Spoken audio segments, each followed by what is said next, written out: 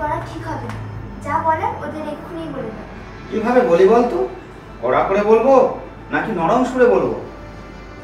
অবশ্যই কড়া ভাবে বলবে, একদম নরম হবে না। বড় বাবু, মেজ বাবু, নেহা, বিনিতা, সবাই একবার বাইরে এসো তো।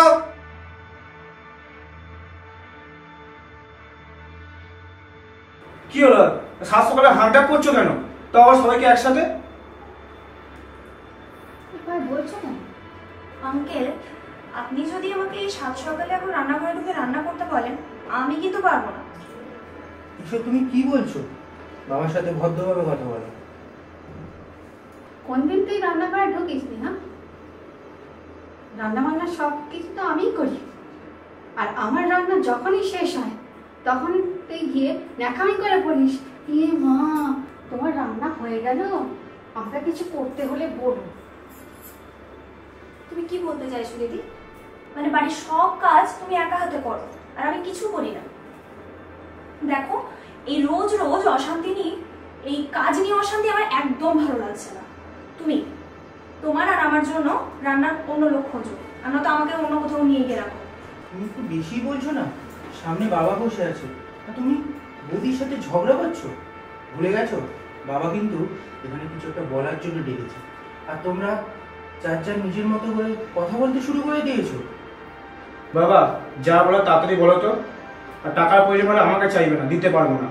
টাকার যদি দরকার থাকে তোমার মেয়ে ছেলেকে বলো। আমি তোদের একটা কথা বলার জন্যই ডেকেছি। কাল আমার পরম পূজনীয় গুরুদেব শ্রী শ্রী সচ্চিদানন্দ মহারাজ শ্রী ভগবান গোস্বামীজি মারা গেছেন? আগে না, কাল আমাদের বাড়িতে আসবেন। বাহ, এটা খুব ভালো কথা বাবা। ভালো কথা, বলা নেই কওয়া নেই, হঠাৎ করে আসছে বলি আসা যায়? আপনি কিছু চিন্তা করবেন না, আমি ওনার সেবা করব। আমি কিন্তু কোনো গুরুদেবের সেবা টেবা করতে পারবো না। ওনার পায়ে কত নোংরা, গাও ঘিনঘিন করে ওনার পায়ে হাত দিতে।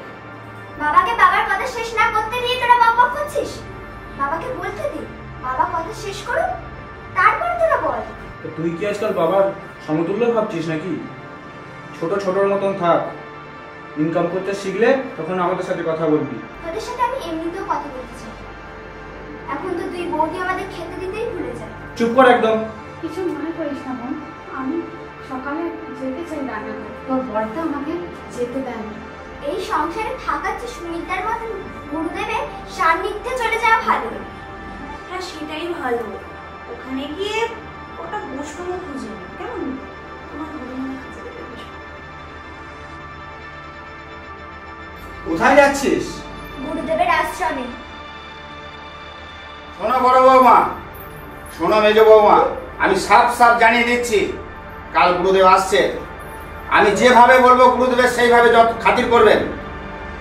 আর না হলে আমার বিষয় সম্পত্তি যা কিছু আছে আমি গুরুদেবের আশ্রমে দান করব, আর সেটা হবে গুরুদেব থাকাকালীনই।